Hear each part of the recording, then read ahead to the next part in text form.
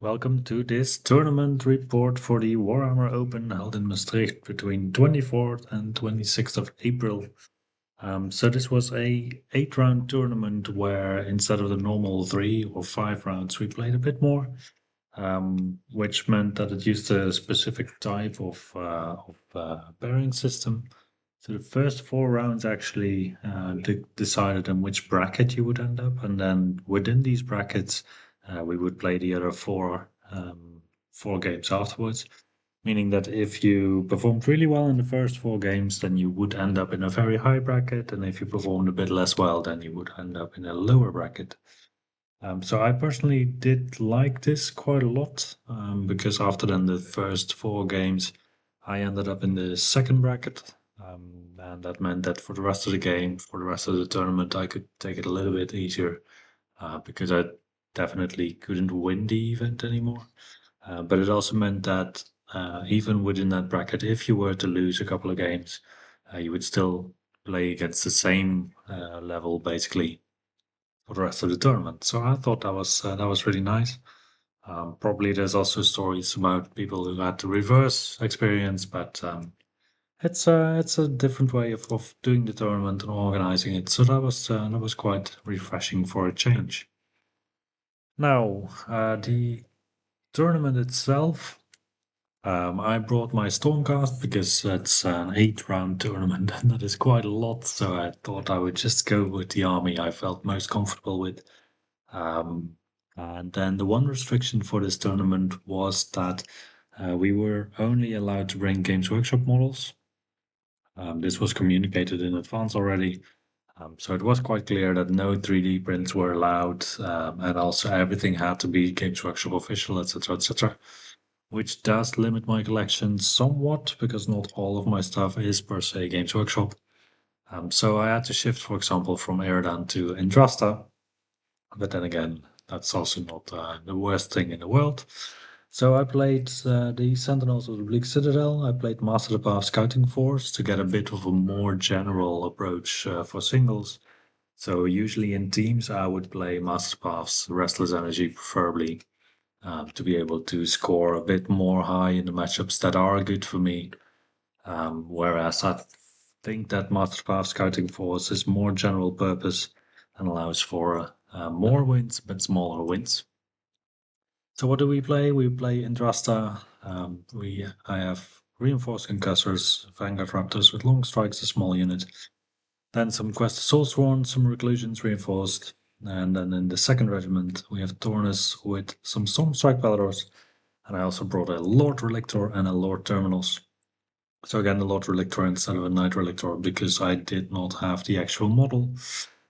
So I just went for the safe option of a Lord Relictor. And actually the +1 to the prayers came in quite clutch in some of the games. So I don't know if it's really that easy to compare them and say that the Knight Relictor is the better of the two, because this guy actually came in clutch a couple of times as well. So then the tournament itself, I had some pictures on the ready. So they gave us some welcome packages and some goodies basically. So one of the goodies was also just these battle plan cards, which state the battle plan and the number. So this was the round in which this battle plan was going to be played. So as you can see, these were the different battle plans that we did play. Yeah, we're all ready for the tournament, really. So the venue was this massive conference center in Maastricht. It's quite a big venue. They also do all kinds of other trade fairs and stuff, which means that it also has quite a high ceiling, which was really nice for an agreeable atmosphere during the tournament. Like the temperature wasn't too high, there was no strange smells or anything going on, so that was really nice. So here on the picture, this part here is the 40k section, and then we had the kill team section on the right side. Behind the back, we have the Age of Sigmar section. I have another picture, but it's a bit blurry.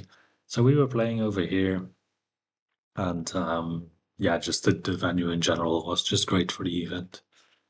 They also brought their tactical rocks, so you could transform yourself into a real miniature, which was also quite cool to do. with quite some people having some fun with that. So then let's go into the first matchup.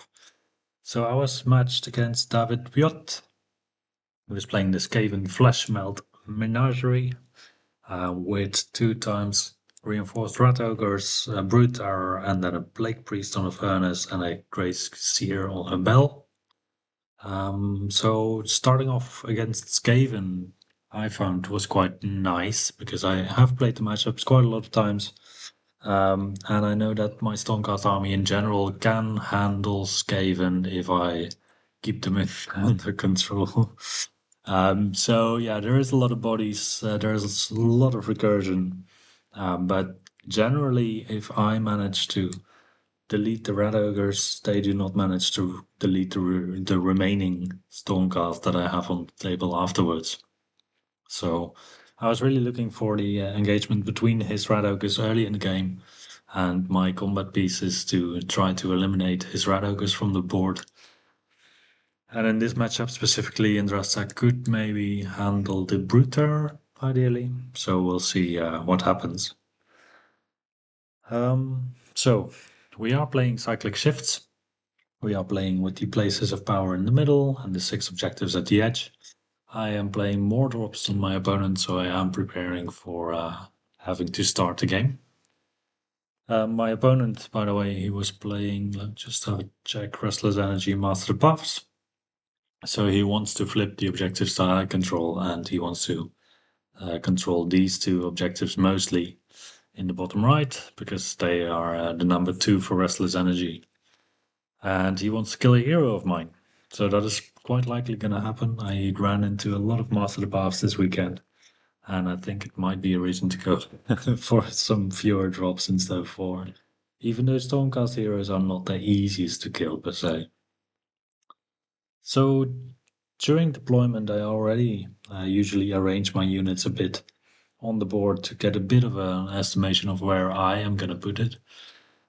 So because I'm playing Scouting Force, the terrain piece really comes in clutch, and I do have to put my units on the table because otherwise they don't count as scouting units.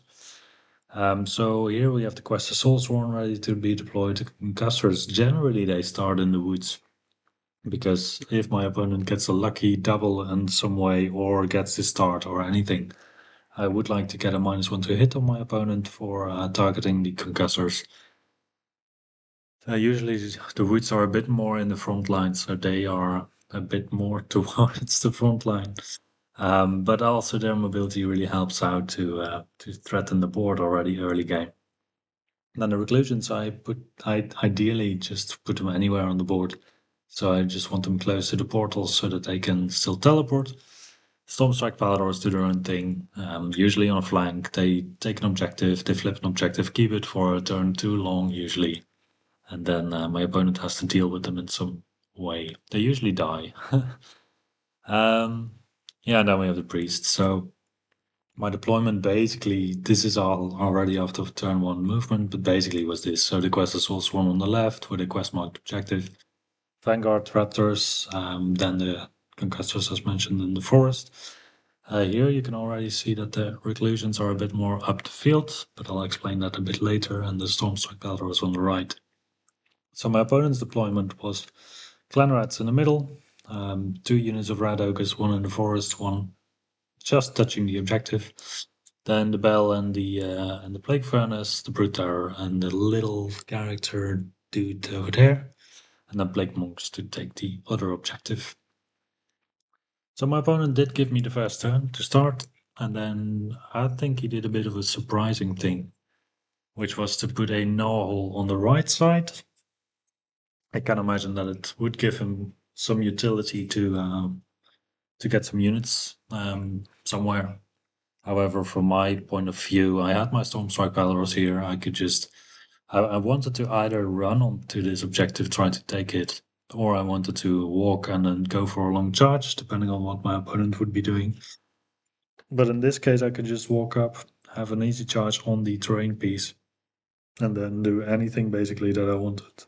So I could even just get to the Plague Monks by tagging them in combat and then piling in. So my charge was greatly reduced for the Stormstrike Paladors. Otherwise, we have the reclusions. In the picture, they are very much up the field. So they did teleport using the portal to be around terminals. They were deployed in concealing terrain, obscuring terrain, because it displays power, just to shield them from the shooting from the rat ogres. Um, and then my opponent actually claw stabbed back towards me after my movement was done. And he gave me like a 6 or 7 inch charge on the reclusions, which they made. And then I was like, okay, I mean, if you give me the chance to just nearly completely mop up the clan rats this turn, then I'll go for that. Because I also have my priest. He had some prayer points, I believe. But he's ready to teleport terminals the next round to be closer to the reclusions so that I could always countercharge if my opponent would manage to only tag the reclusions so that I could pop the strike first and see what would happen. So one small thing I did misjudge is the threat range of the red ogres here. Because my opponent is playing this Kochikor and Bell, he has +2 move in the first round of the game. So I thought, well, okay, here I will have to tank one unit of red ogres. The other one is probably a bit too far away because this would be like 2 inches, 4 inches, and then I would have a 9-inch charge probably. It's unlikely that my opponent's going to commit to that, but then with a 7-inch charge, he did commit to it and he did get them in. So as you can see, this is basically the start of my next turn, so turn 2. We have had the Skaven turn, and the Skaven actually did quite a lot here. So the Reclusions are gone, Lord Terminals is gone. However, a full unit of Rat Ogres is also gone. So they died to the strike first of Terminals and the Reclusions. And then on the slap back, my Reclusions and Terminals, they actually died. So that was a trade that I was actually quite willing to make, because this means that I still have my concussors here ready to go in. I do have a reroll on the priority because I have more drops than my opponent, so it's unlikely that he will get a double, and he also didn't. And then now I can just go in with the concussors, mop up the remainder of the rat ogres. And my opponent will be able to bring half units of rat ogres back, yeah, sure. However, this turn I will start to just dominate on the board, really. So I have Quest of Soulsworn that can deal with the Gnawhole that has been set up here. I have some Vanguard Raptors that can shoot down either some ogres, some character stuff, or even clan rats, even though clan rats are not the most viable target to target with long strikes. My Stormstrike Palador is dishing it out with the Plague Monks, and otherwise the Concussors are here to clean up the rat ogres. Meanwhile, I have Tornus trying to protect an objective here still from my opponent's teleport. And I still have Indrasta, so Indrasta also comes down. Indrasta comes down to try to target the Brute Terror. If I can, in this turn, basically my goal was Concussors go into the rat ogres, try to focus on this unit of rat ogres to just lift them off the board. Indrasta goes down, teleports, or well, charges into the root tower and lifts that one. Otherwise, the quest is Soulsworn. They were to deal with this Gnawhole, and then Tornus is dealing with the other Gnawhole and just zoning out this objective, taking it over from the Stormstrike Palador. So currently the board state is more or less that Stormcast have most of the objectives.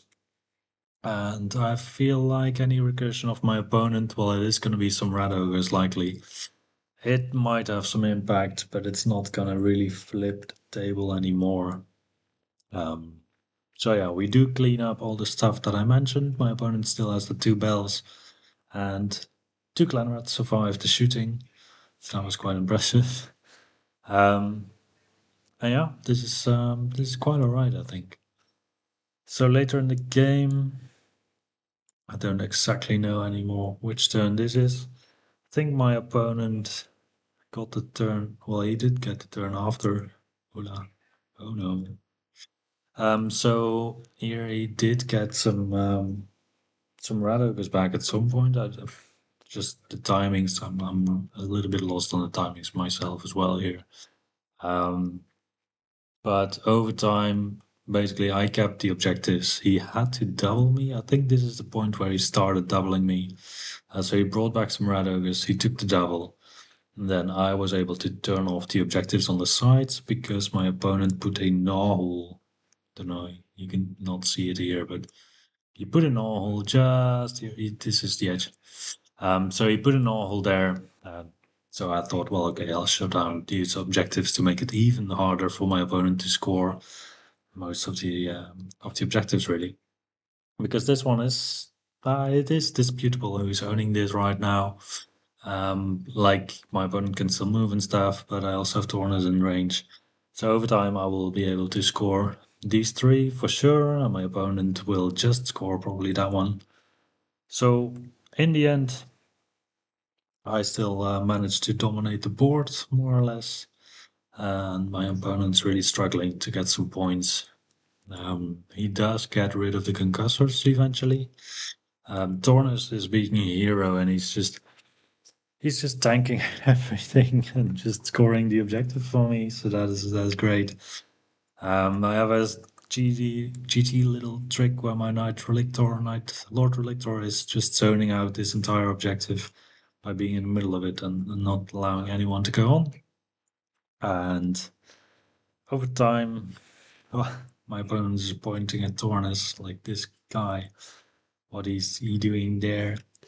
Yeah, over time I do score a bit more points than my opponent, even though my opponent does manage to score Restless 2 at some point.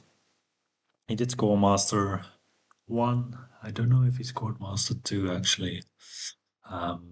Possibly he did because he still had quite some units.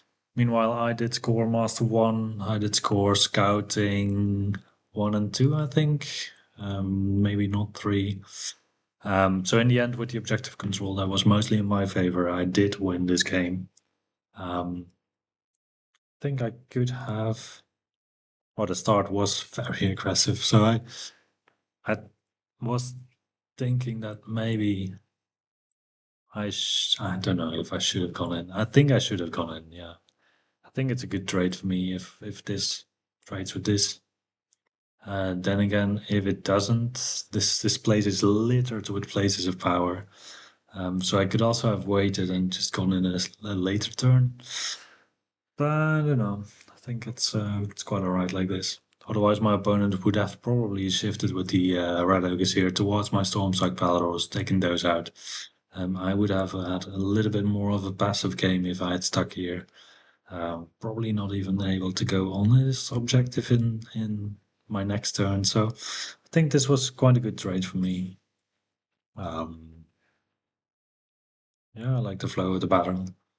So this point where my opponent did get the double, it did cost me the concussors. If it hadn't happened, then I think the game would have been over by now.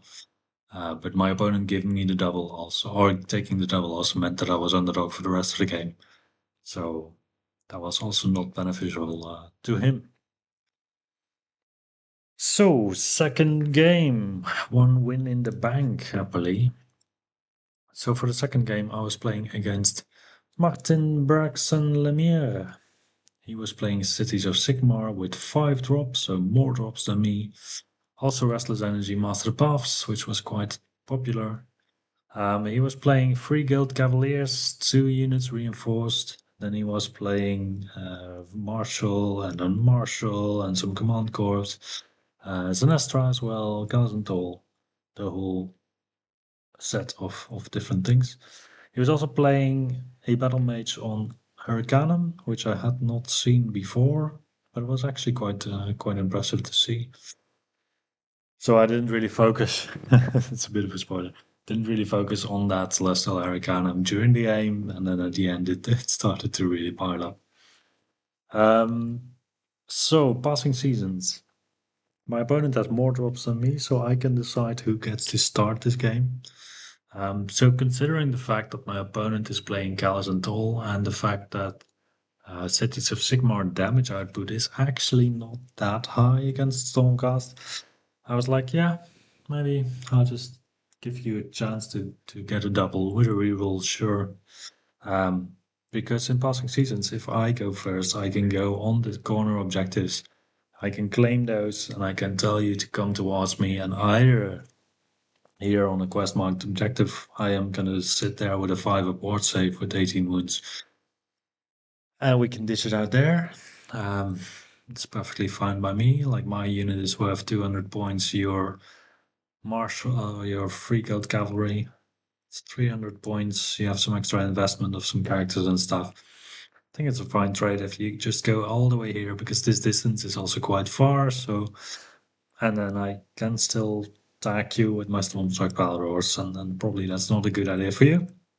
And then on the other side, I could put my concussors here with Tornus, and then in the meanwhile, I could put actually the reclusions like here in the middle, to still be able to go either way afterwards if needed, and just put pressure in the middle, because basically the turn after we will score the home objective, so I do want to push through the middle, ideally with the reclusions anyway. So I don't know if I surprised my opponent here, but I do take the first turn. I do put the quest source one there. Stormstrike Palaros move up quite hesitantly to not be in range of my opponent's cavalry turn one. And the reclusions, they move up a bit so that they should be engaged if my opponent really wants to commit towards my objective. And here on this, ooh la la la, here on this side we have Tornus being brave with the concussors. So the trick here is mostly that Tornus is control 5, a single concussor is control 2. So as long as I keep one concussor, my opponent needs, let's see, he has one control per steed, he has a banner, so in order to flip it, he needs to retain 7 horses, so he can only take 3 casualties. A full unit of concussors will probably do a bit more than that, so it is going to be quite tough to flip this objective, unless my opponent does tons of damage, which I would not expect with a -1 to hit from Tornus, which I get on a 3+, and the, well, all-out defense on the concussors. And if I can give him minus or no all-out attack with concussors, then it's even better. So we'll see what happens here. I was quite attentive to the fact that my opponent's War Forger was actually here. So he was unable to buff any of his cavalry units with a +1 rend, because +1 rend would really hamper this plan, I would say. So he did give an extra save to these guys. I think it's the +1 rend that he gives, right? He did have his free guild cavalier marshal that gave +1 to hit, +1 to wound to all the units. He gave a 5 ward save bubble with Sinestra, and he was ready to do some carnage. So I was quite impressed by this. He just went full in on my unit of concussors. We have this glorious shot of the cavalry barging in. So in the end, it was cavalry with 2+ to hit, 3+ to wound, I believe, which was going to be 3+3+ because of the -1 to hit. It's about 30 attacks, I guess. So in the end, with my 3-up save becoming a 2-up save, 3-up save again with all the defense, I did save quite a bit, and that meant that in the end, my opponent did 8 damage to the concussors and lost quite some cavalry in return. So that was quite a nice point for me, I would say. I think I baited my opponent successfully into getting here, because this play also meant that he put all his resources into there. He did not engage the quest of Soulsworn because in a 1-to-1 fight he was not very confident about this. And this also meant that first turn of the game he did score 0 points because he did not score any of the objectives. Afterwards we went to my turn. So in my turn we scored a home objective, so we do have the 5-5 split. There's no way basically that I can get into this objective, or at least not with enough control. So I just went for a bit of a grind. So I wanted to grind this away. I wanted to toss in the Quest of Soul Sworn to just grind away at the command corps, move up the reclusions, still keep this gap closed so that my opponent could not steal my home objective, and basically wait for Caladan to come down from the skies, because they had to be deployed after, well, not this round yet, but the round after they definitely had to be deployed. Also board presence wise, I think it was quite important for my opponent to get them down, because every turn they're not on the board, it is something that's not on the board. Same with Stormcast, really. So that is what we do. The Quest of Soulsworn, they go here, and my opponent still had this. Well, this is a pile of dead stuff. I wanted to block this lane just in case my opponent had some wacky ideas of going around. So this objective is now open, but it's not worth any points. I keep the reclusions here. I kind of keep the holes closed. If my opponent wants to come in, he has to consider the terminals with strike first. So he does have a once per game strike first with his marshal. So he can activate that, see what happens. But I don't think I mind too bad. Like, you see with the concussors what happens if you only have round one and you go into a break like this, then you just don't have the damage really to do that much. So here they mop up the cavalry, and we're all good for the next turn of cities. So the cities, they do go in.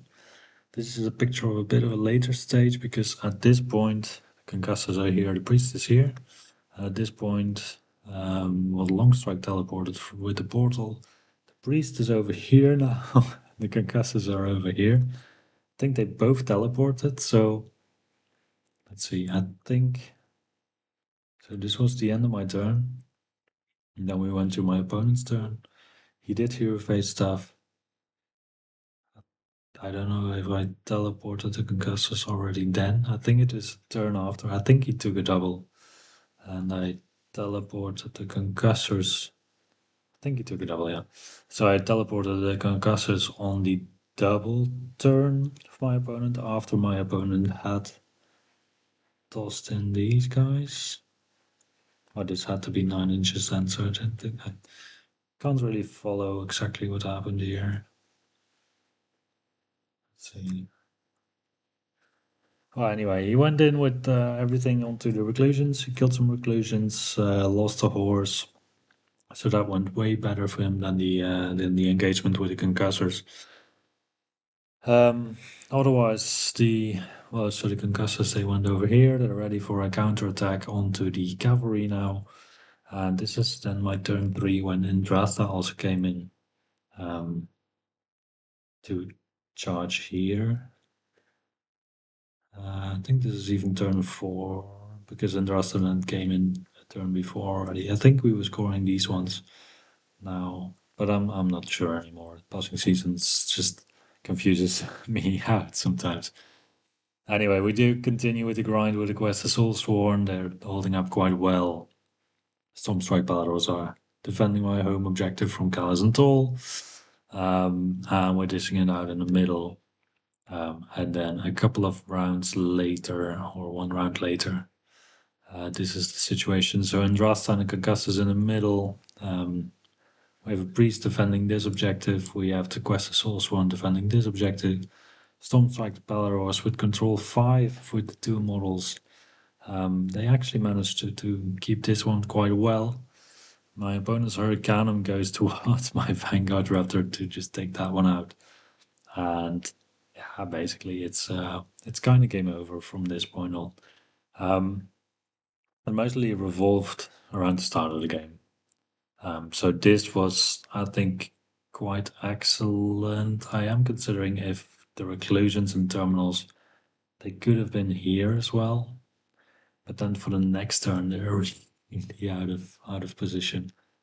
You have to go more towards the center. So I think the use of the Soul Swarm was just perfect for this in terms of resource spending. So this guy getting strike first once per game, I actually overlooked it. It's been a long time since I played against this guy. So I was expecting that they would just slam in and bounce on the reclusions, and then that this would just be a hard break for him to defeat. Strike first did make a difference. I think maybe I didn't even have a command point anymore to save my reclusions at this point, just because you have to make choices, right? So, but the one command point for an ally defense is definitely vital in matchups where your opponent only has round one generally. Yeah, so that was quite a big win for the Stormcast. I think it was something like 65-37, something like that. So that was a solid win. And then I was ready for round three. So round three, I am playing against Alvaro Melendez with Luminate Realm Lords. So he was playing Intercept and Recover and Master Paths again. So Master Paths again mostly. He was playing Severet, Hurricane, the Light of Altarion, some mages, some sentinels, some warders, some riverblades, and even Nari Lord Origin. And we are playing linked ley lines. So this is a scenario where, well, it comes back a couple of times this tournament that basically if you control the objectives more than your opponent, and you manage to make a balance between scoring your own tactics and denying your opponent's tactics, then it's quite all right in terms of scoring. So there's usually like one tactical difference between you and your opponent. So if you do have the board control, then you usually win the game, I find. Especially with Scouting Master, with Restless Master, it snowballs a bit more sometimes. Um, People playing Master also means that they usually only score two of the tactics, and the third Master is incredibly difficult to score because it really contradicts the rest of the game plan. So it's a it's an interesting tactic.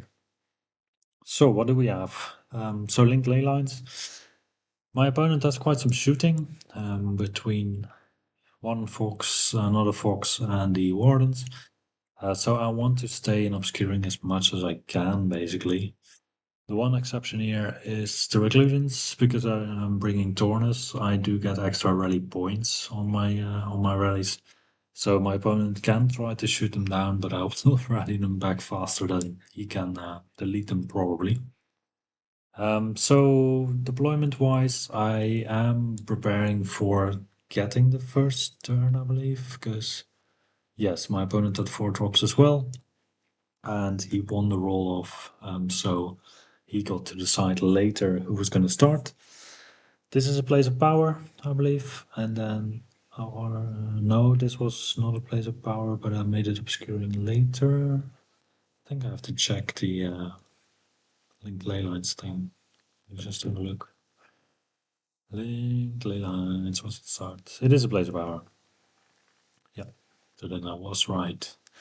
So place of power, which is quite nice to have at the start because that means that I can start deployed obscured. This is obscured, Priest is obscured, Vanguard Raptors is obscured. Quest of Soulsworn were close to the portal, also obscured, and the reclusions were also close, also obscured. So my opponent is really not motivated to start this game because he cannot shoot anything in my army. Indrasta is off the table, Tornus is off the table to just not give my opponent any targets turn 1. So I do get turn 1 from my opponent. I put the reclusions on an objective. I put the Stormstrike Paladors tippy toe on the objective, and the Quest of Soulsworn on the quest marked objective.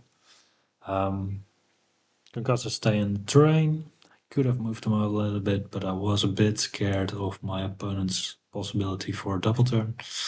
And the Vanguard Raptors, they just stay in the back. They are within range of run and shoot and charge and portal, so they can go anywhere on the board really.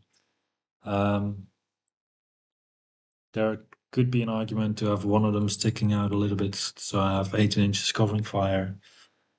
On the other hand, it's only 3 of them, so that would be 7 shots, which is generally not that worth it, I find.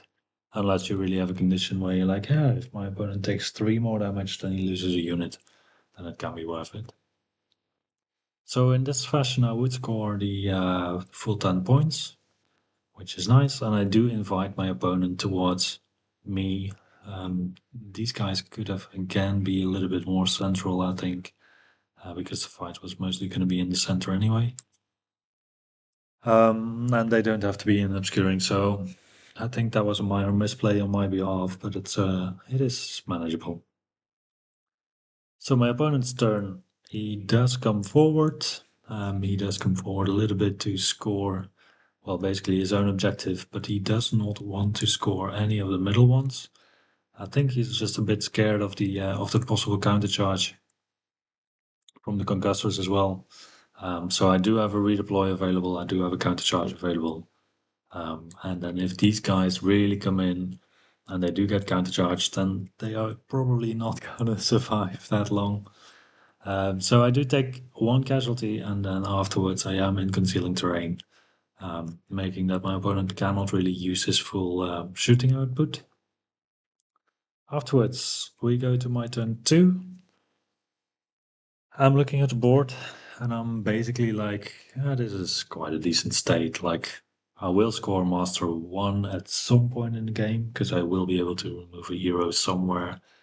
I will be able to deny my opponent's intercept, because the treasure is on the priest, the treasure is on the concussors, and on the reclusions. None of these I expect to die this game, unless my opponent suicides one of his foxes to try to get my priest, but even then he just has to deliver Altarion there to make it happen. And then Altarion's gonna die as well, because I have my entire army able to smack Altarion.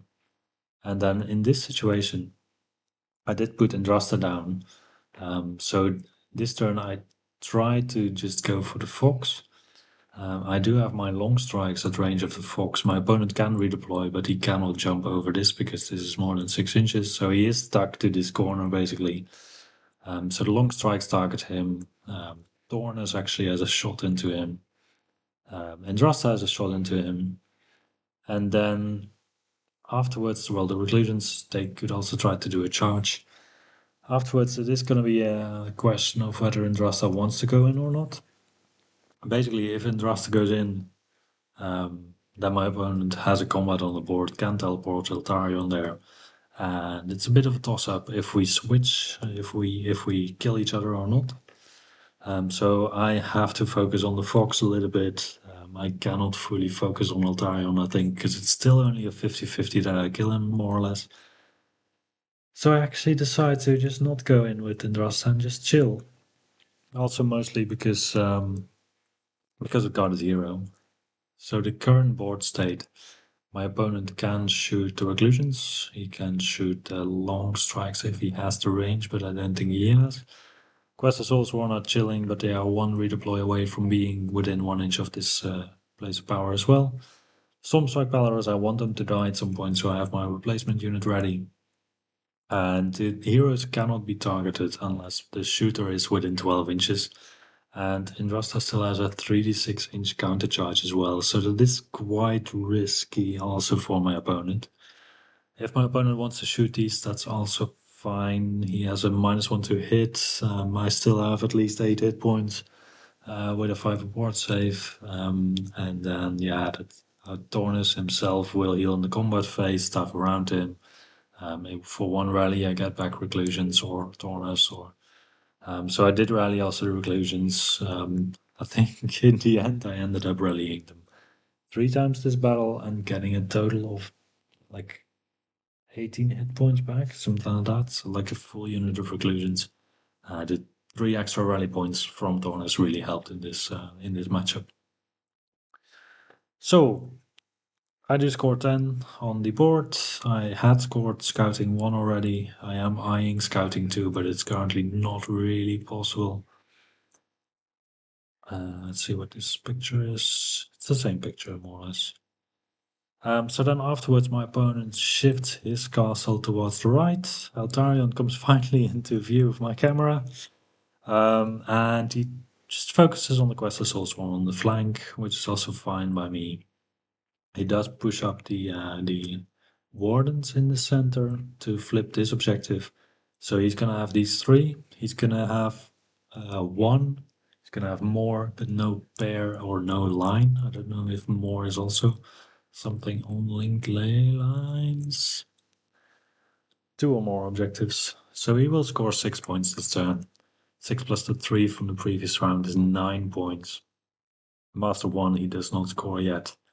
And Intercept he does not score yet. So he is really way behind on points. After this, he does take the double. I was a bit unclear about the rules around doubles if you're more than 11 points behind. So we chatted shortly about it, and I thought really that it was, what did I think? That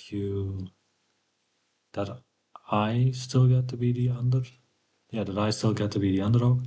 Apparently that's not the case. Like if you're more than 11 points different, you can't score your tactics and your opponent doesn't necessarily become the underdog. So we misplayed that, unfortunately. So once again, apologies to Alvaro. But in the end, he did take the double here, and he continued to smoke my Stormswipe Prowler and Quest of Soulsworn. And this part of my army is pretty safe under these conditions because he is shooting into the reclusions, but I just rallied him back as mentioned. He leaves Indrasta alone, he leaves Tornas alone. So after that, all that carnage, this is a bit later in the game already. So I do manage to go in with my reclusions, with terminals, with concussors, and basically everything just goes over this line of 20 wounds and 20 wounds over here. To just fully mop up everything. And yeah, that is in a short summary, that is the game basically.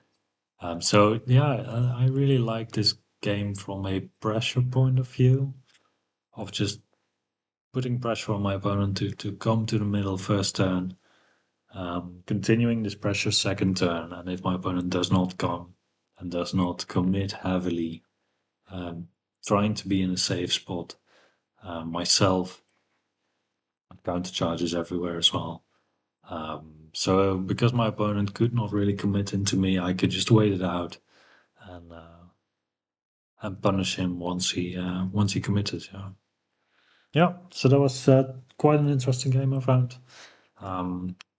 Another decent win for the Stormcast. So I was really hyped after the first day of having had 3 wins. And then we went to the 4th game. So the 4th game, this was on the 2nd day of the event. I was playing against Seth Kemekanidis, I guess. So he was playing Eridan and Bastian. Hey, it's Stormcast.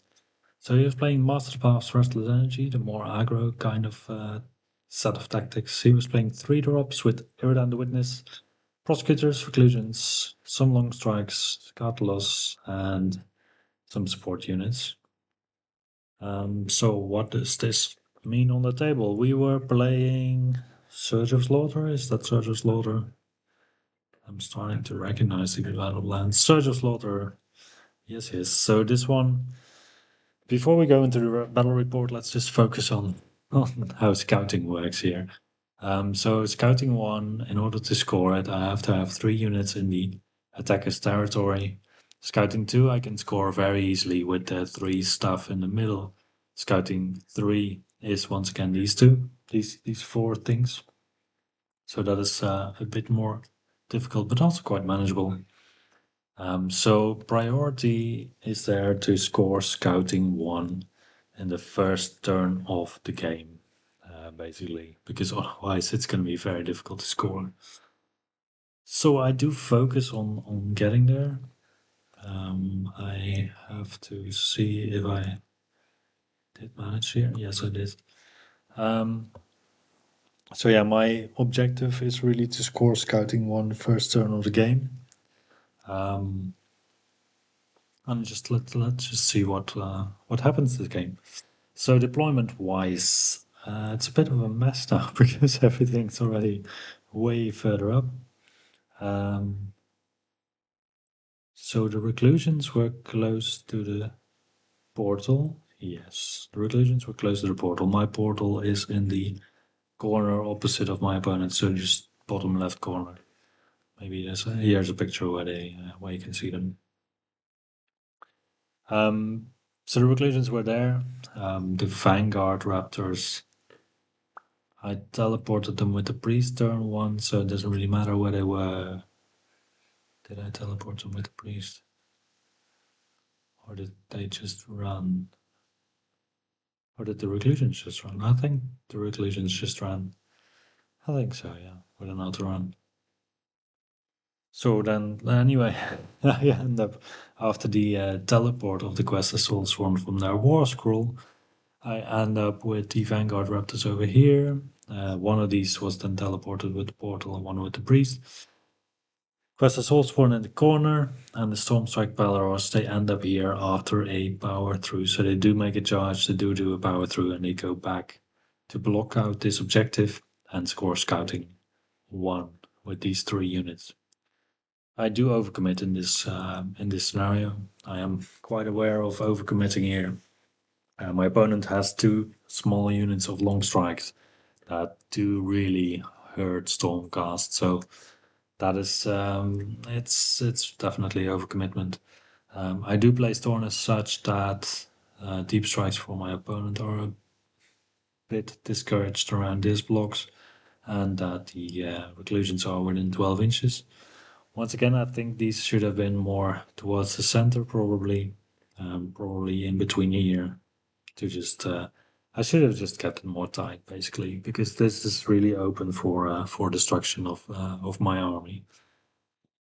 Importantly, I did make this terrain piece obscuring before I did this, so the concussors they are in obscuring terrain. But this is the board state I give to my opponent, and I think scouting did really play a trick on me here because I did definitely overextend. However, matchup wise, if I look at the war scrolls that we both play, I have quite some crit mortals with concussors with the reclusions, and I've run 2 on the mounts of the concussors. So I do have quite some damage through armor as well. My opponent really only has Aerodan with rend higher than 1 and the Vanguard Raptors, but the damage profile of Vanguard Raptors on general stuff is not that high, so I don't expect that much damage from them. So damage wise and grindy wise, I think I have the advantage here. So I do score scouting 1, I do score the 3 objectives at the start, and I pass over to my opponent. And this is a bit later in the game. So I'll just go from the first picture. What my opponent does, he does the classic turn 1 buff up prosecutors. So he gives them Finance Hour, he tries to give them less weapons, which doesn't pass. He tries to give them +1 rend from Aerodan, which does pass. And he puts them through the portal to teleport over here and charge into the concussors. Didn't need to give him this objective, to be honest. So I should definitely have played more defensively. But he does go through the portal, he goes in. I was like, okay, it's going to happen anytime anyway. So might as well just not wait and hold down on this. So does that. He also puts in Iridan on the Stormstrike Balros, puts a Quest of Soul Sworn on the Stormstrike Balros as well. Scores more objective first turn. Does not score the hero. He does score the hero for Master. I was like, okay, I'm gonna lose the hero anyway, so I might as well just give him the hero at the start and just play against Master 2. Because if you look at the battle plan, such a slaughter. Master 2 means that my opponent has to prevent me from being with any single model in this area. And I have the same issue, because I also play the same tactic. So that is basically just a no-go for both of us. So then in my understanding, it doesn't really matter at what point you score Master 1 either. So I even prefer for my opponent to score it early because then I have more chances to become the underdog. So my opponent was very excited to be able to kill Hero, and I was like, well, it's going to happen this game at some point anyway. So he commits with Eridan in the middle. He has the prosecutors here in the middle, and he passes turn to me. Reclusions should have been more in the middle. So I think the better play for me, or the safer play, was to castle up a bit more, take this objective, have the reclusions over here, concussors in the woods probably again, zone out this objective with some units, and this one with the Quest of Souls one. That would have been the safer option. Ideally, try to make this objective obscuring, but this was the only place of power, so I don't think my base on Taurus was big enough to do this. But that could have been an option. That would have been safer, yeah, I think. Then, so my opponent had Sierdan in the middle, he had prosecutors in the middle. My turn, I put down Andrasta, trying to hunt for Erdan. I put my Vanguard shooters, they were gone because Sebastian cleared them up. But I did manage to put Erdan down on 3 wounds before Indrasta charged in. Then Indrasta charged in. I got a 12, so I got quite some clearance. The Stormstrike Balros were gone, so Erdan only had an option to flip around the concussors. And then I think 2 of the concussors were gone as well. So Erdan was here, Indrasta was here. And then there was one spot for her to flip on the concussors to go over here. And then, honestly, I did misplay the charge of Indrasta because I could have moved her up still half an inch more. Probably. I did like 12. I measured 12 out a little bit, and then I was like, okay, I'll just go in. And then afterwards, I realized, like, oh fuck, she still has the flip. So, well, I didn't know she had the flip because I played her then so much myself. But then I thought, okay, I can still limit her flip possibilities with Tornus. So I measured it out. There was a prosecutor here, needed a charge of a 7 with Tornus to completely block her flip. Because then, or at least to completely block the flip getting away from Andrasta. And then I rolled a 6 for my charge, which was just 1 inch short. I rerolled the charge, got a 6 again. So I did get in, but my opponent could just barely get out with Iridan out of Andrasta. So that was a bit of a misplay. Then we went to combat. Concussors did 0 wounds to Iridan. So Iridan survived. And then basically Iridan, I don't think he got away. She didn't get away in the end. But that swing of Indrasta then not being able to pile in towards Eridan and the prosecutors as well, not being able to swing at all, was quite detrimental. So that was definitely a game-turning point. So here we still have Indrasta on the board. Eridan is gone by now. Tornus is dishing it out with some prosecutors. In the end, a lot of the table got cleared on both sides, to be honest. But my opponent just survived with 1 utility unit more than me, basically. And in the end, I think he won by 5 points ish. So it was a small loss for me, and I think it was a loss that I could have prevented. I think I should have. I don't know. I still don't know if I should have gone for scouting turn 1 or not. Or if I went for scouting, maybe I could have just done it more defensively. So if I deployed a bit more gear towards scouting, just make like 1 little bunker of stuff over here, like Stormstrike Paladors, Quest of Soulsworn, Vanguard Raptors, something like that. But then my opponent can still just deep strike, shoot my Vanguard Raptors. I think the matchup is also Stormcast versus Stormcast, it is very advantageous to keep your long strikes in the sky, but I didn't really want to because of scouting. So I could have neglected the long strikes with respect to that, just not make them a scouting unit. Could have done that, but then I should have scored scouting 1 with another unit. That's incredibly tough. Like you see how quickly stuff disappears in the Stormcast matchup.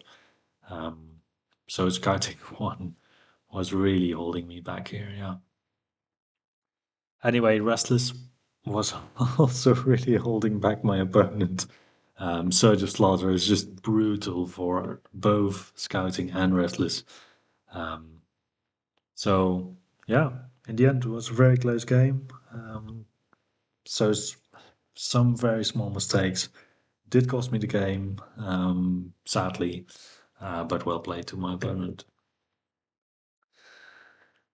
Then we go to game number 2 of day number 2. Oh, my Stormcast really blend in with the with the map here, so I hope that everything's gonna be clear during this report. As you can see, we have a Nurgle. So beautiful Nurgle. This army was also selected as one of the best painted armies, I believe. It also does contain the new Festus Leechlord model conversion as a demon prince. There's some pox scratches, some stuff. Let's see. So this was played by Jort. He was playing Master Pass and Restless Energy. What a surprise! 5 drops, Rodigus, Foul Hoof, Belga, Blow Up, Godmark, Descendant, and support units, Plague Bearers, Pesticores, Poxrushers, Slavonites. And that is basically it. He is obviously playing the Taliban with Nurgle, because that is definitely the best one out there right now. And this is how he actually started the game. So he has 5 drops, he could choose who was going to start, and he chose to start himself. I think because he was afraid that my reclusions would go on this middle objective and say, well, you're not going to get this one now anymore, because the charge mortals of the Demon Prince I can shrug off with reclusions. So, we are playing Bountiful Equinox with the 5 objectives in a cross, and you have to control the triangle for full points. So going into this game, I have played against Nurgle a couple of times. Usually the Demon Prince is not really an issue because either I charge him and he dies, or he charges me on the reclusions and I shrug it. If he goes with a charge into the concussors, it's really, really bad for me, I think. Otherwise, he has a lot of bodies, to be honest. There's a lot of force as well, so double stacking -1 to hit. In some cases, that is quite juicy. So we'll see if we get through this. So my opponent did this. This is my deployment, so I had the Vanguard Raptors a bit too much in the back. They could have been 3 inches away from this. These 2 guys could have been here actually. I'm just making an argument for these guys to be more up. Because this deployment really dictates that I do teleport them with the portal turn 1. So why is this important? Well, there's a reason. So this was the turn 1 advancement of my opponent. And as an experienced Stormcast player, I am always on the lookout for terrain pieces and for possible charges from Deep Strike, because, well, most opponents don't give you this. However, my opponent gave me this terrain piece and a charge on Roticus, basically.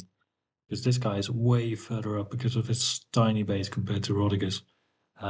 So what happens is that if you deploy your stuff here, then this is a 6 inch. It's not even a 6 inch charge. I think this was a 5 inch charge.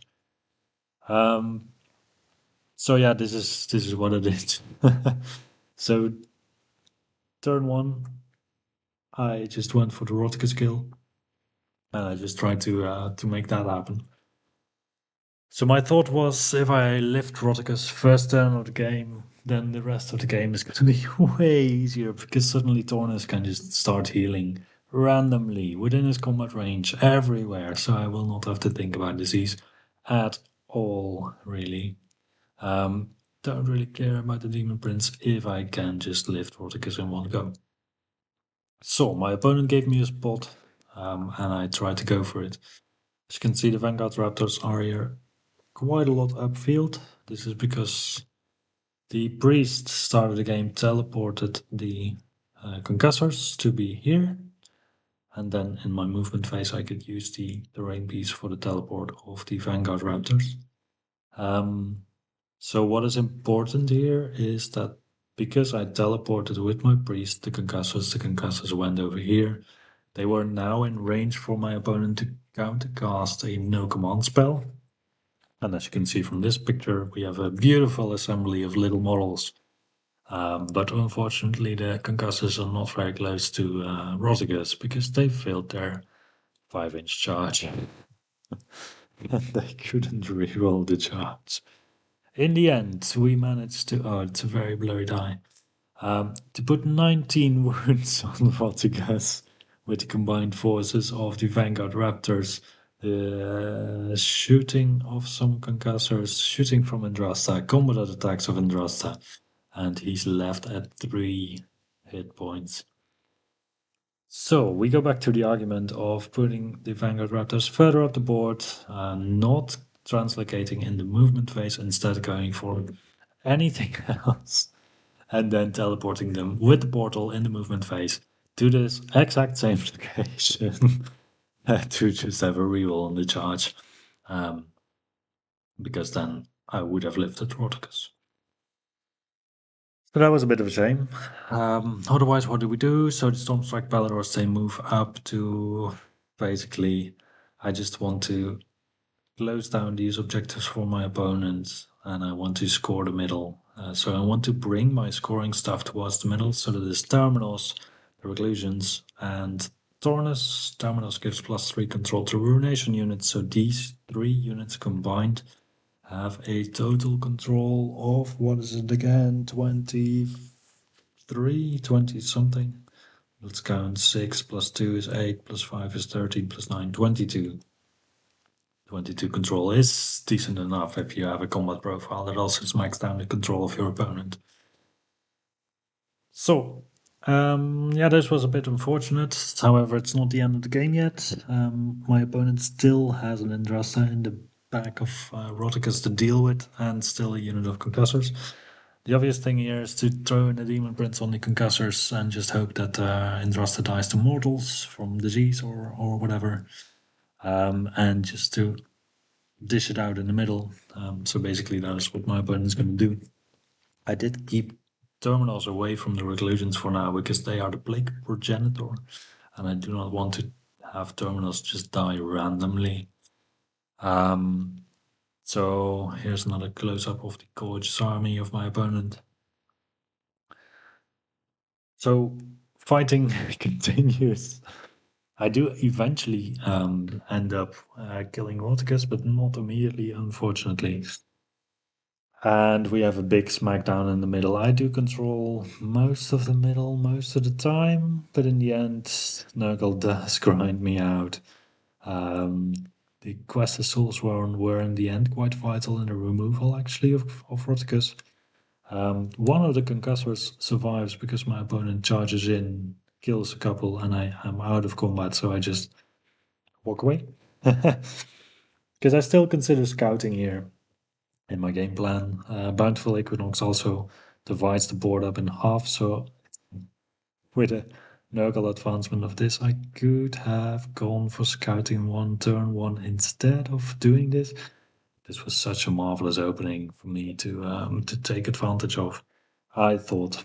So I once again I could have played the safe game, I guess, putting the long strikes maybe on the flanks. Stormstrike Belarus could have run, and then I don't know some kind of. I could have used the extra teleport to put something here in the corner, maybe, or I could have put concussors here in the corner, I guess. So that would have been the alternative play to just score scouting 1. Tell my opponent that Restless 1 was going to be manageable, but not Restless 2. Try to deny master paths. Like I am more mobile, and I do have ways of killing one of his 5 heroes, so that should be possible. So I could have played the game differently, definitely as well. I think that would have been the option to go for if my opponent had not given me a turn 1 Roticus potential kill. So in the end, I am in. Let's see which picture is the best for this explanation. I think it's this one. So I do have some units left. I am stuck with scouting 1, like I'm not scoring it yet. So this turn, I think it's this turn that I'm trying to score it. So I do have the Quest of Soulsworn as 1 scoring unit. I do have a Drakov, and I do have 2 Stormstrike Balrors that can retreat. So what I did, I retreated the Stormstrike Balror. I got this guy out here somewhere. I put the Quest of Soulsworn somewhere. I don't remember where. Tried to score scouting 1. I still had a replacement unit in my pocket. Could also have been actually that I just teleported these guys, but there was definitely 3 units on the board to score scouting 1. Then we went to end of turn, and then my opponent tried to disease this concussor. And then he rolled his 4 plus, so I got disease. Then he rolled a 3 plus to do 2 mortal wounds. Then this guy was gone, and my scouting 1 was gone. So with scouting 1 gone, at this point of the game, I was also not going to score scouting 2 anymore. I was not going to score scouting 3 anymore. Whereas if I still had it, my opponent did not have the mobility anymore to stop me from scoring this, because there was 3 different terrain pieces basically that I could use for scouting 3, and the combination of stuff in the middle and stuff on the sides that I could use for scouting 2. So that was first a 4-up roll, then a 3-up roll to deny me 15 points, unfortunately. And I ended up losing the game by 14 points. So, yeah, well, first of all, the Vanguard Raptor deployment was a mistake. They should have been closer because my opponent has to come forward anyways. I only need a difference of 3 inches between these 2 units, more than 3 inches to just not have any risk of disease. I think these guys can't even get disease turn 1, so it's mostly just Plague Progenitors. They could have been on the line still. So there was no reason for them to be this much back, but I'm so used to playing against teleporting stuff that I just do this. That was a mistake. Then a mistake was to teleport these guys in the hero phase instead of in the movement phase. And it can be argued that it's a mistake to just fully commit to a erotic skill. However, even with that going on, so I did lose the game only by the 14 points because of the scouting. Otherwise, I would have carried the game still. So, yeah, it was a bit of a bittersweet small defeat. But it's all right. First 4 games, only 1 loss. I was quite happy about that. So let's then get into game number 6. So as you can see, we have the beautiful Daughters of Cain. There were definitely some stunning armies at display at this tournament. So we have die super lange Schlange und die ganz geile Bluthexen from David Verbinnen. So, Daughters of Cain, Covenant Blood, which is the strongest thing anyone has ever seen. Restless Energy, Wrathful Cycles. So, Wrathful is the first time we see. We have Morathi, we have some Blood Sisters, Heartrenders, Light Takers, Shadow Queen, Cauldron of Blood, Blood Hags, and Hag Queen and Sisters of Slaughter. Basically, I think kind of the meta list that you currently see for Daughters, I guess. So, we'll see how this goes. What do we have on the table? I am just gonna scroll all the way back to the start just to see what the battle plan was again, because Oh, it's Roiling Roots. So I have a lucky day because the plates of power are only in the corners. This is something quite noteworthy against Daughters of Cain, because the new book, I don't know if you know the new book or if you don't. So, just a very brief explanation. If anything of Daughters of Cain dies on an objective that they control, they get some kind of special army point. If any unit within 3 inches of a place of power dies, so yours, mine, whatever, doesn't matter, they get a special army point. And if any of my units on an objective I control dies, they also get a special army point. These points they can be spent to get some buff for the army at the end of the turn. But also, perhaps equally importantly, or more importantly, the Shadow Queen can also do some funky stuff. Which means that every time one of these army points is being scored, either Morati can teleport, the Shadow Queen can move, the Shadow Queen can heal for d6, the Shadow Queen can retreat. What else can you do? You can get to control 15 on the Shadow Queen to 5 on Morati. Or you can say that Morati cannot be targeted at some distance. I think that is the options. But that sounds quite simple on paper, and then you see it on the table, and you're like, oh, okay, is this what you can do?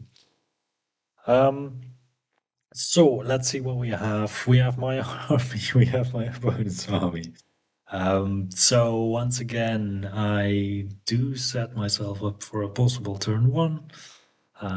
With Quest of Soulsworn being able to tow this objective, stay in obscuring, with the Reclusions being close to the portal for a turn one teleport. And here I want to create a little buffer zone, a bit away mostly from the snakes and the Shadow Queen, um, to be able to counterpunch. So how do we do this? Well, my opponent gives me first turn. This is my opponent, very lovely guy, very blurry picture. I did take 2 pictures because I was like, okay, one of them is going to be good. Well, I'm sorry for that. So yeah, turn one. I put up my reclusions, on the objective so I can score 1, 2 more and all the points in the world. So I do score my 10 points in the first turn. My opponent redeploys the snakes towards me, and I tell them I have a quick self draft on my hero, so I have 4+, or I have strike first in once per game. And I can also, with terminals and reclusions, ignore his strike last of the crystal touch of the Melusai, or what they are called, Blood Sisters, if I make my ruination roll. So basically, I invite him to come into me. And yeah, I think generally it would be a bad idea to go into there. Um, Not only because I might strike first with all of it, also because I have set up for a counterattack with the concussors. So my opponent will likely not manage to keep everything there on the objective. So he will not be obscured. I will be able to go in with concussors, with the shooting of the long strikes, and with Indrasta as well still. So that should kill quite a bunch. Let's see how this goes. Uh, well, okay. I thought I had more pictures of this. So I do have more pictures of the next game, but apparently I don't have any pictures of this. So this is a bit embarrassing. Okay, I'll try to just draw it out, I guess. There should be an edit mode, yes. We found the edit mode, boys. Here we go. Well, this is not going to work as well, though. So what does happen? My opponent he fully commits. So he goes in with the snakes, he goes in with the blood hacks, he puts the Sisters of Slaughter in a line here for later turns, so that if I counter charge, I get -1 to hit, -1 to wound. Slaughter Queen actually goes towards the quest Soulsworn. These guys, they screen out on this objective. My opponent does score 1, 2, 3 in his turn, and then from there we continue the battle. So one detail that I did misplay is that after my opponent's move, I should have redeployed from the objective, because then my opponent in the combat phase would not start on the objective that I did control. So if that were the case, then I would not give my opponent the blood rights. However, so my opponent goes in. He tries to give me strike last on terminals. I try to. So he thinks that he doesn't have to roll for it. I think he still had to roll for it in this case because I have control 5 and it's based on your control score if I am correct. Um, so terminals being control 5 with the buff, or it's the it's a health characteristic, I think. So I have health 6. I'm just quickly checking the war scroll of the new Blood Sisters. So they give strike last under a condition, and that is that you have to roll equal to or less than the target's health characteristic. And if that is the case, then I get strike last. So yeah, on a 6, it would still pass because that is equal to Terminus' health characteristic. So they automatically give me strike last on Terminus. On a 4-up, I ignore the effect because of Ruination Chamber. So I tell my opponent, well, we chat about it just like 1 minute or something. So I ask him, like, so you want to commit your game on a 4-up, right? Like, that is basically the situation. Because if you miss it, then most of the snakes are just going to be gone. Like, not crippled, but just like gone. He's like, yeah, that's fine, that's fine. Okay, sure. I was quite surprised by this. Um, Especially considering the fact that I could redeploy off the objective, not give him any blood rights for this, and just continue the game like that. So I do make a bit of a mistake of not redeploying away. He does go in. I fill my 4-up, so I do get strike last. He gets to activate first. So he does activate first. I think I still pop my Quicksilver draft because I'm like, well, I'm not going to use it any later in the game anyway. So I go back to strike normal. So he activates his Blood Sisters. He completely annihilates the reclusions, which is actually quite impressive. Um, then I do a number on the blood axe, I believe, with terminals, but I don't really do that much damage. Then the blood axe, they kill terminals, but terminals on a 3-up comes back up. He does come back up. So terminals at this point ties in both the sisters, the blood axe, and the snakes. So that is a perfect situation for me. Um, Mostly because, well, my opponent also put up the Slaughter Queen. I don't know why he went forward to Slaughter Queen in this situation when Andrasta is still on the loose, but he just really went for it. So after this, we have a roll off, and my opponent wins the roll off, and he is doubting about it. He's like, should I take it? Should I not take it? For me, it was pretty clear that he should not take it because of terminals. Really because of terminals. He does not have retreat and charge on these units.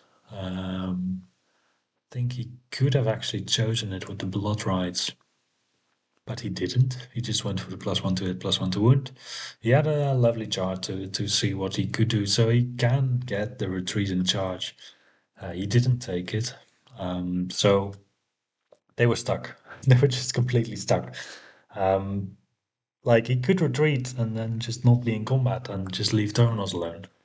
Sure, but taking the double meant that I would be the underdog for the rest of the game, unless I were to take the double. But that also meant that he was stuck on raffle cycles too, because he has to be the underdog for that. So he gave me full control on that. And in addition, the only reason was that the Slaughter Queen was going to do some stuff with the Quest of Soulsworn, trying to clear them up, I think. Just to get some board presence there. So I didn't think there was any benefit to taking double, but he argued that if he didn't, then the concussors would come in. could annihilate quite a bit of stuff here and make his day a bit less favorable, which is true. But then he just stayed there with the Blood Axe and the Blood Sisters and just killed Terminus, and that was the turn really. I did put strike last on both objectives, so my opponent's units were on strike last. Terminus was not, so I did get the strike before him.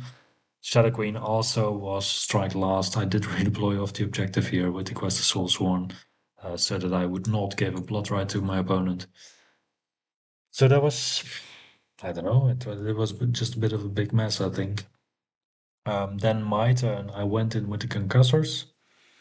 The concussors actually completely whiffed. So with the shooting, I think I killed a snake. In combat, I killed another two snakes with a full unit of concussors. And then the snake struck back and killed two concussors. I was like, okay, interesting turn of events here. But Marathi and the Quest of Souls won together. They removed the Shadow Queen. And already at this point, the Blood Hags were also being whittled down just with some shooting, with some Stormstrike Balorus coming in, with the just everything was dying here. So in the end, even with a basically a fluff on the dice for the concussors, everything was dying here. So most of the snakes gone, most of the blood eggs gone. The only thing still standing in the back for my opponent was the slaughter queen, or the slaughter queen on Cauldron. Um, the snake was gone. So Indrasta was just basically free to do what she wanted. And at that point, I got the choice of like, do I want to take the double or not? I actually don't remember what I did, but I don't think I took it because I was like, well, there's no threat, there's no reason you play Raffle, I don't take it. I think I didn't take it. And then basically, I got my objectives, my opponent kept his objectives for a while. Then I had a turn where I started with Indrasta. Indrasta was quite far away. This had all moved up to this objective, basically to just put as much resources into here as possible. Marathi was standing here next to the heart, and I had a turn, that was the previous turn to this, where I had Tornus coming in, charging the heart, piling in to try to kill Marathi. Put some wounds on her, and then through a blood ride, she teleported to this objective, basically where she is now. And then it was the start of my turn. So Marathi is out in the open. Shadow Queen is not on the board. I have Andrasta, and I have Tornus available as well. He was not in combat at that point. So I was like, I can either try to just kill the remains of like, I don't know, four snakes and some blood hags, and maybe the cauldron was here. I can either try to kill that, or I can try to kill Marathi and basically just prevent the Shadow Queen from coming back at all, because that's not going to be possible anymore if both of them are gone. Yeah, that sounds really tempting as well. So, what I do is I don't think I put Finest Hour on the draw. I put Finest Hour somewhere else. Yeah, I think I put Finest Hour on Tornus, and then also the Ward Save on Tornus. Indrasta was here. My opponent actually countercasts the Daughters of Cain Snake. So the Bloodwrack Viper. And he goes here. Meaning that if I want to engage Marathi, I have to engage the Bloodwrack Viper as well.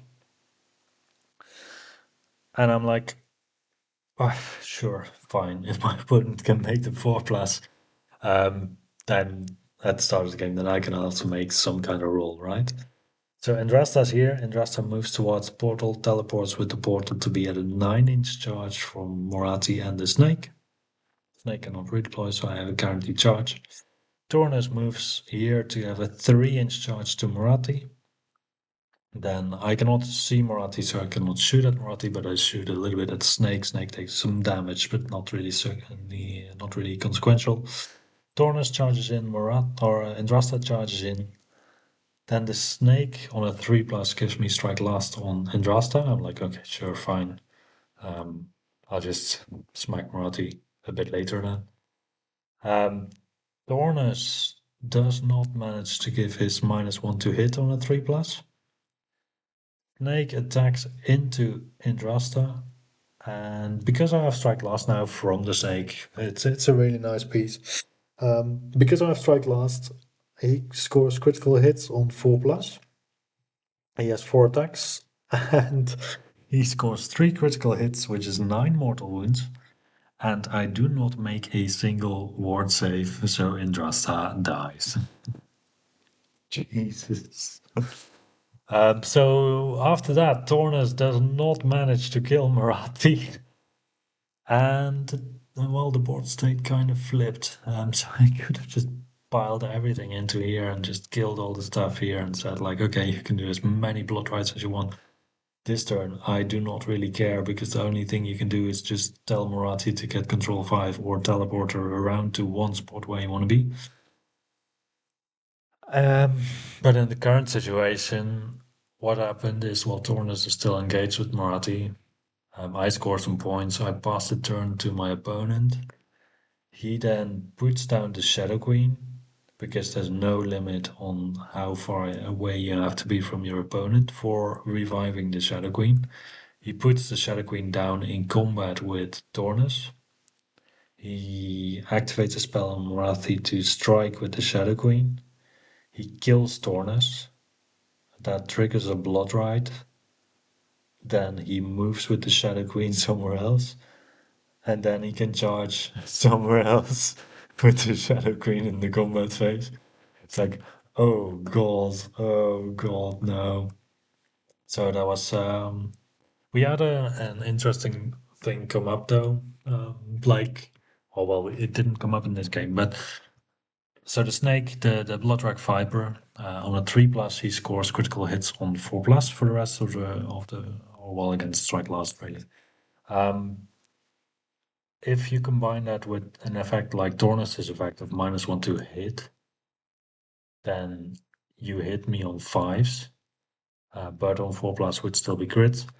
But then we spoke just a little bit with the judge about this because we were like, oh, I have plenty of time, whatever. We'll just sort this out the good way, just in case it pops up later, you know. And then the judge said, like, well, if you have -1 to hit, you still need to meet the condition to hit in order to be able to get your critical effect.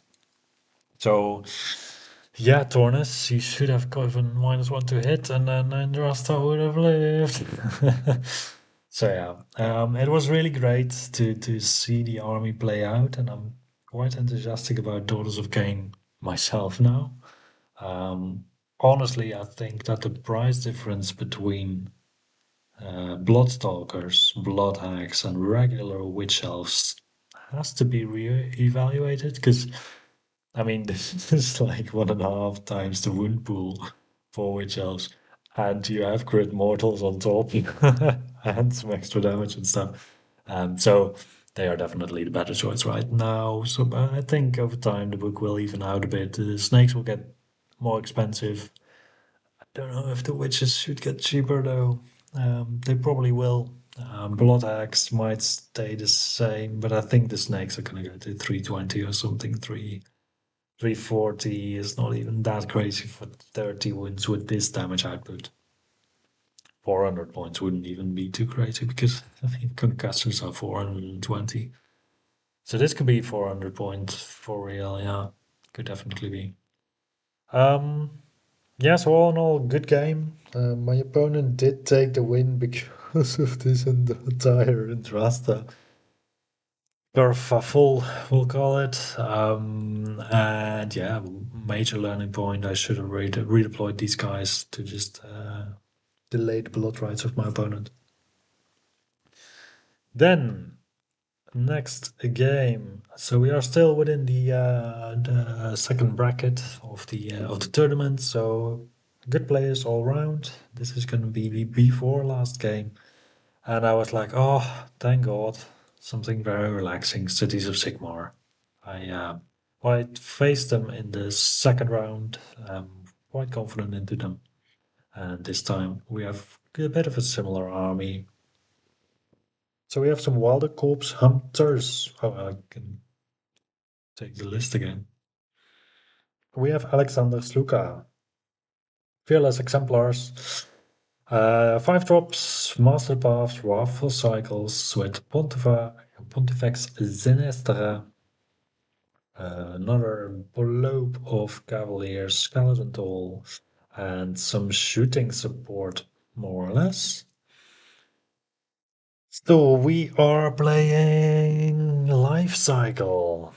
So the one where the objectives turn around and you have to kind of follow it. Underdog's not very important. You have some covering terrain everywhere, so that is pretty nice into a shooting matchup. So deployment, once again, we have Stormstrike Valorous on the flank to deal with Wilder Corps Hunters. I don't know, something, I had to deploy them before my opponents deployed the stuff, basically. Just to clean up this objective turn 1, basically. Reclusions on the edge of the forest, ready to teleport. Quest is also on with their own teleport, trying to just zone the board from Callous and Toll. Priest that wants to be a bit defended by some stuff around him. We have the Vanguard Raptors. I think right now they're out of range to run and shoot and teleport and everything, but I just also wanted to zone the backfield a bit from Callous and Toll.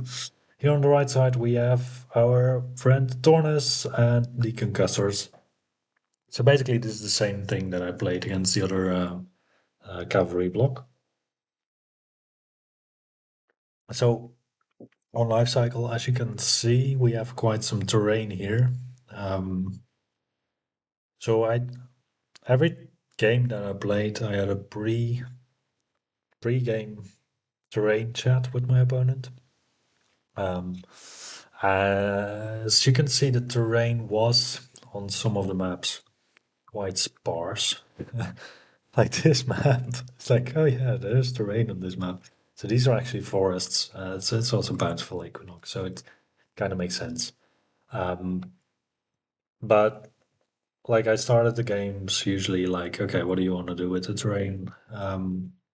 My argument on every table was like, okay, forest, we can move the trees around because that is just normal, or at least that is what I'm really used to. These are the things, so they are very loose, light plastic things on neoprene mats. So I argued like, okay, we can just treat it as obstacles that are fully obstacles. So we cannot stand on any part of this mat. And 7 out of 8 opponents agreed on this. One of them was like, no, no, no, official Games Workshop rules, so we are able to stand on this. And I was like, okay, sure, whatever, it doesn't matter. The only gripe I have with this is that the terrain can move on the mat, so when you're pushing your models, you can also move some of the terrain, and you can. I mean, I just don't want any discussion, so you just. The neoprene mats is just so easy, like, you cannot stand on them, done. Because they also don't move that much by themselves. What it does create in this specific matchup is quite a tiny gap here and quite a tiny gap there, which, well, my opponent has the same over here and over here, so that is quite defensive, I would say, especially against large units like this. So I thought, okay, I can put this stuff here and then I can try to make advantage of these small channels, basically. And if my opponent wants to fully commit turn 1, sure, fine. So on this side, he will have -1 to hit from Tornus. He will not even be able to get a lot of models into the concussors because there's like 1 can fit here, 2 more can fit here, so then 3 models can strike this concussor. That's fine. I'll have 1 unit to worry about. And I think the cavalry, I don't know if it was already there when I deployed my concussors, but the character is a bit in the back. He has to make his charge to give strike first, once per game. So normally my opponent will get 1 of his cavalry units to activate. Afterwards, I can activate with concussors. I can pile in on 1 of the 2 units. I can walk away from the other unit and limit his damage output even more. So this is fine. This is It survived the other turn. So with the one unit of cavaliers, so maybe it'll also survive 2 units of cavaliers. You don't know. Otherwise, life cycle quite center focused with the objective circling around the center. So if you control the center with some mobile units, then that's really good. So we start the game, and my opponent actually starts because I force him to start.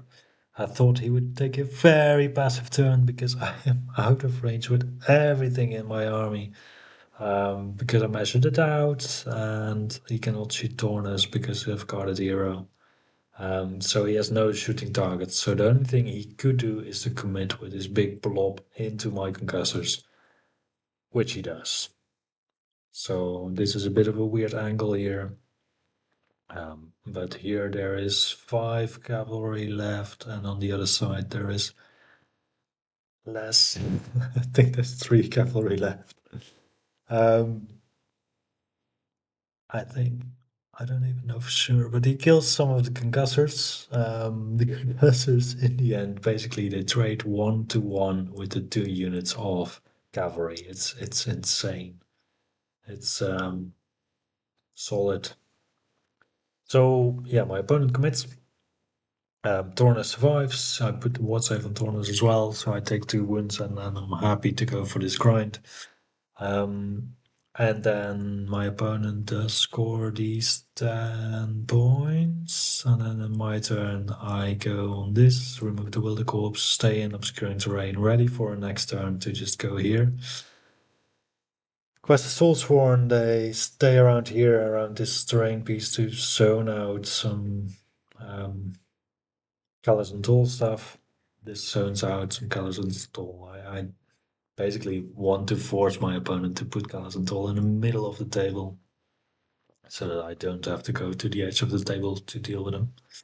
Reclusions go here, basically to prepare to just swoop over this entire graveyard over there. And that is kind of what happens. So my opponent does cast a bridge. This was quite a funny situation because I was like, you want to move away. Oh no, I do not want that. So my priest, who's going to die against Master Path, not even against Master Path, who's going to die anyway to Caladan Toll, probably at some point if I don't protect him all the time. And I want to use my units rather than just protect my priest all the time. So I teleported my priest to this location, which meant that my opponent had to stay 9 inches away from me. I have to stay away 9 inches from my opponent. But basically, my opponent couldn't really use the bridge that well. Here it is. So my opponent cast the bridge, I cast my priest with the Translocate over here. So my opponent did not get any benefit from being able to deploy here. I think he wanted to shift his castle to here maybe, or somewhere else. I think well, this is the primary now. Is that the primary? Do we have a primary token? Yeah, this is the token. So this is the primary right now. So my opponent has to go here basically. I thought this was quite a nice play on my behalf, even though maybe it was just a funny play. Castle come into the dedicated spot. They go to the Vanguard Raptors, they kill some of them. These guys go towards my priest and really work their way around. But in the end, it all gets eaten up by the Reclusions, by Andrasta, by the Concussors. Don't know if the concussors were really needed here, but the reason I did this was for scouting, I believe. So I have one Vanguard Raptor over here. I have the Reclusions over here outside of mine. I have the concussors over here because I didn't score scouting in the first turn. Just doubting if I could have. Because this was the end of the first turn. I think I lost a bit of focus because I could have definitely scored scouting 1 in the first turn by just ignoring really the Callis and Toll. Moving these guys up till here, maybe even. Because these are also places of power, so I would be concealed. Then I would have scored scouting right there, right then. That would have been better. But it's a seventh game out of an eighth round tournament, so that was already getting quite tough. Um, so yeah, we are in the situation where the reclusions are just now mopping up everything, um, and yeah, there's just too much Stormcast still standing. I think this was the most decisive game out of all of them, where basically round three, end of round three, this is end of round three, I think, or maybe four. I think I took a double round three to four, and then this happened. So basically, I killed, well, everything really. And then afterwards, my opponent did not score any points anymore. So that was about a 70-30 or something. So that was a win again. Yay. Then, last game of the tournament Stormcast Hula. Here we go again. Stormcast versus Stormcast. The best army against the best army.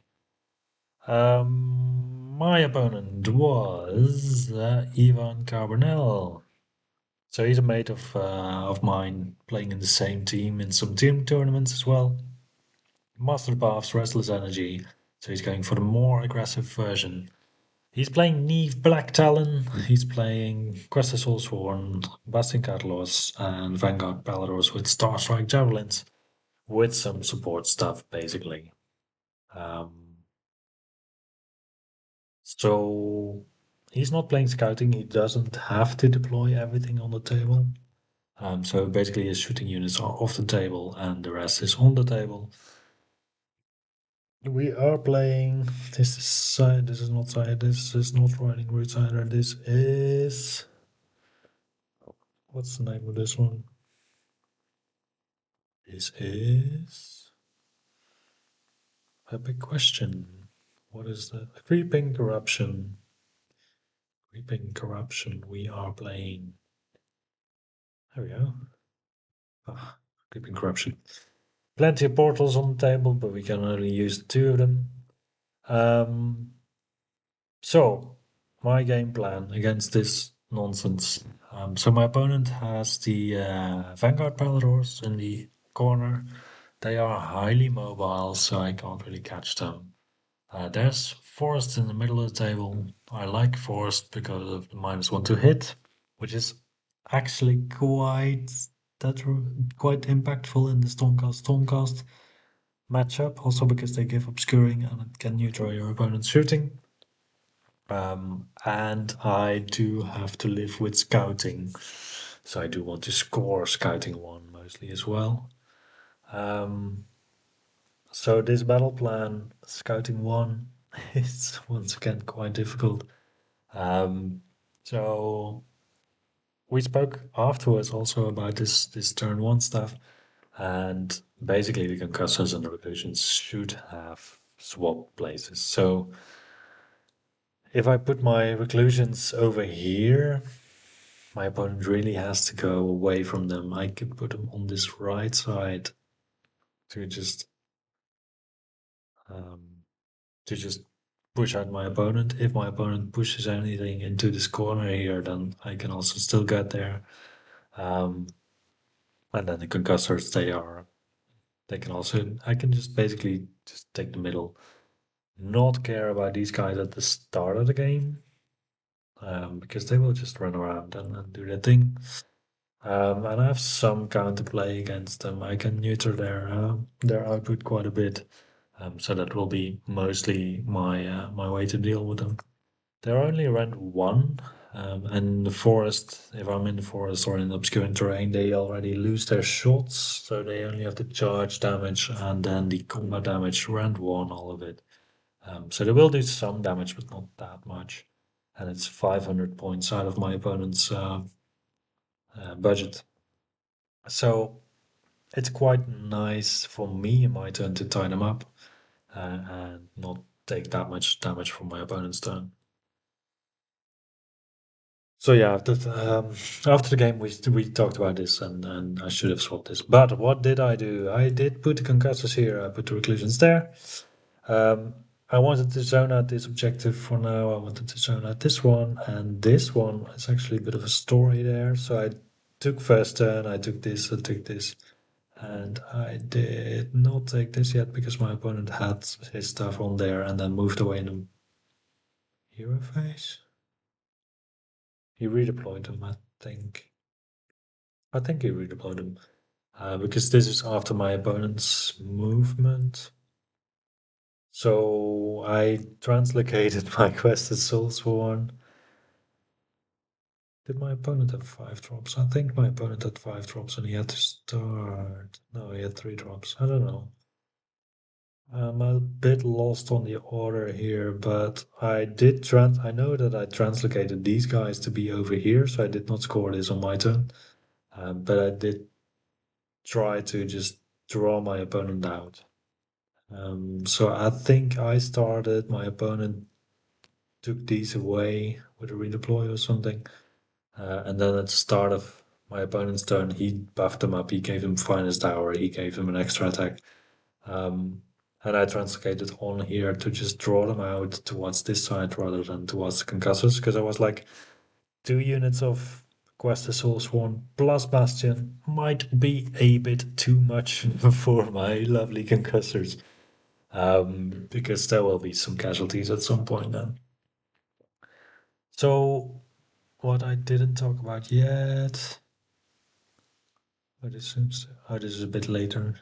So basically, this is the start of the game as well, with my opponent's Vanguard Paladors being there, and here you can see that there's Tornus and some Vanguard Raptors.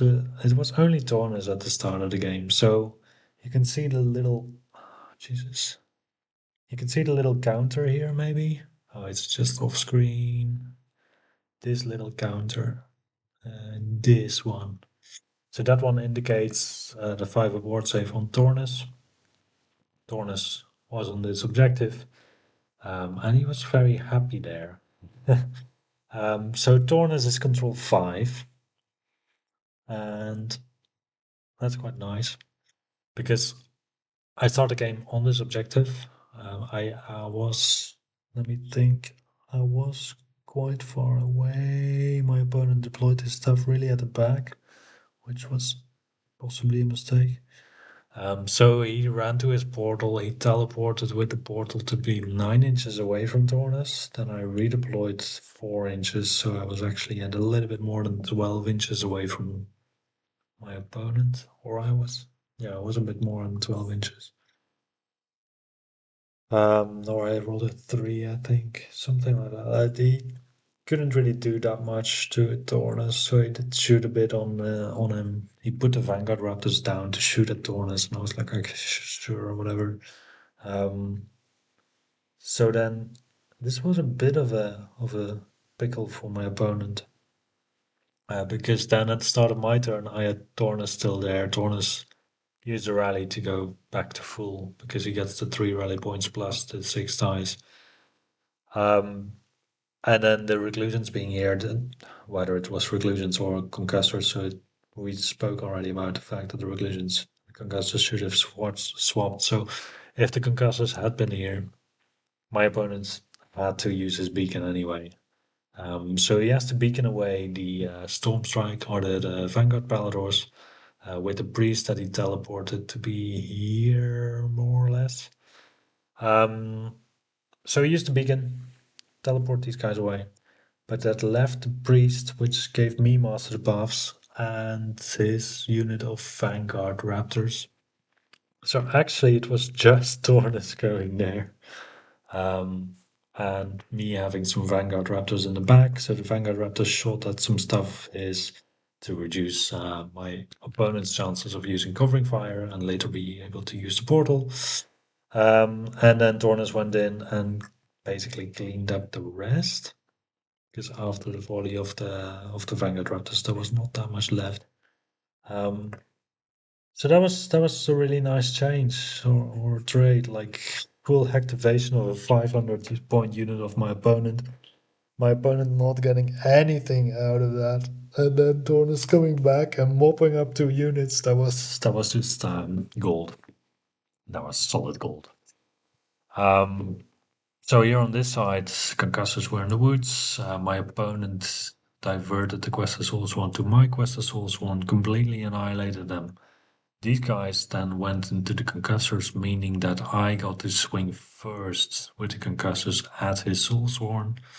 Bastion did not make the charge, and then he had one Quest Soulsworn left or something here, so that did not do that much.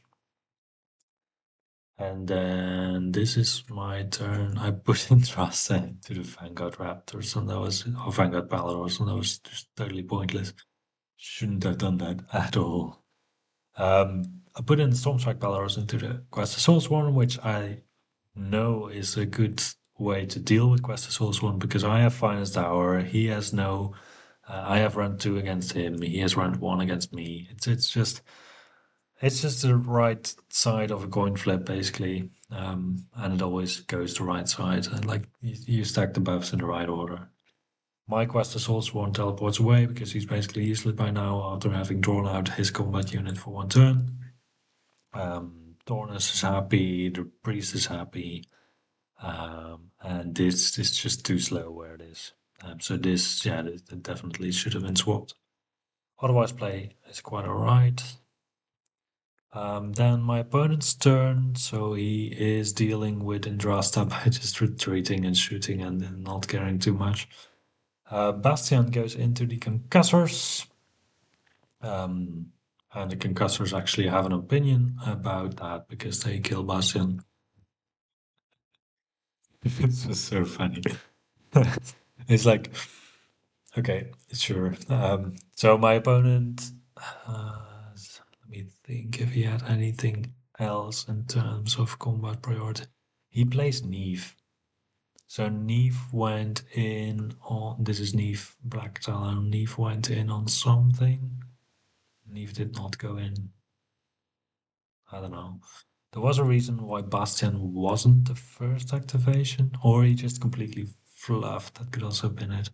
And then I just scored like some mortals, some damage, did not save anything, just died. So funny. Okay. Um, yeah.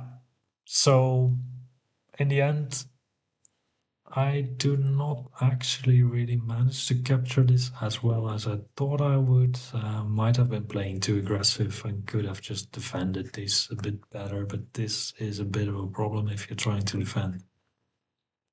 So my opponent does shoot away this guy, meaning that he can't charge there. And so right now this is still owned by me, this is owned by my opponent. It's all fine and nice. I then get a turn, I go into this main objective of my opponent. I still get this. Dornus teleports through the portal, gets a charge on Larai or the manifestation. Manifestation, I think. Yeah, the Aether Rod machinery thing. I do manage to kill the Aether Rod machinery thing with Reclusions. I get a pile in with Dornus. I can strike at Larai, do not manage to kill Larai. The concussors, I think maybe this is the moment they were still stuck with Bastion. Like, yeah, Bastion did not do damage to concussors, and the concussors struck back and killed, like, did like 6 wounds. And on my turn, I started with that. I finished off Bastion, and then afterwards did this stuff. So I scored this T of objectives. My opponent afterwards don't have any pictures anymore. My opponent afterwards still scores objectives on my side. It's a very even game. I'm so sad that I didn't switch these 2 units because that would have made a world of difference.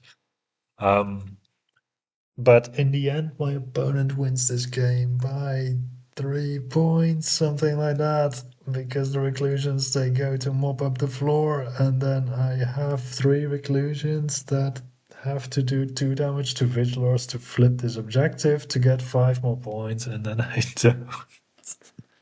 So that was really sad that I didn't kill a single guy with the 3 remaining reclusions. Um, but yeah, flow wise, game flow wise, I think I managed quite well to deal with the Balrors because they didn't really form a nuisance as much as I thought they would. Indrasta, I just threw away. Shouldn't have done that. Um,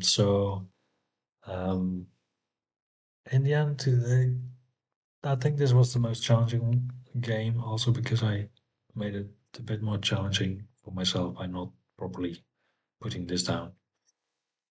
Also, in general, so this tournament, because of scouting, I think I was playing the reclusions less aggressive than I normally do. Normally, I just put them in the middle of the board and go like, deal with it, whatever.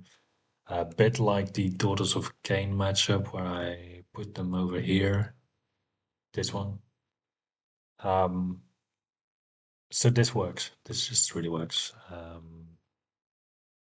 Against Nurgle, I couldn't really do that because of the progenitor stuff. Here, I've misplaced them. Here, I did not misplace them. Maybe a little bit. So I could still be a bit more aggressive with reclusions, I think. But in general, it really works. Um, Indrasta, is Indrasta worth it? I think in the end I would go for no, because the alternatives are so much better.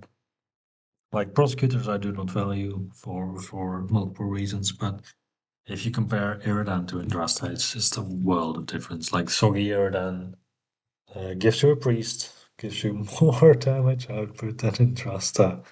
Um, Against monsters, I don't even know. Like you have 4 times 3 and 6 times 3. So you have 30 damage coming out of Eridan and Andrasta if you, let's say, you ignore the shooting. Um, you have 15 plus 12 is 27 damage. So if you add the shooting, it's very comparable in terms of damage against monsters, even.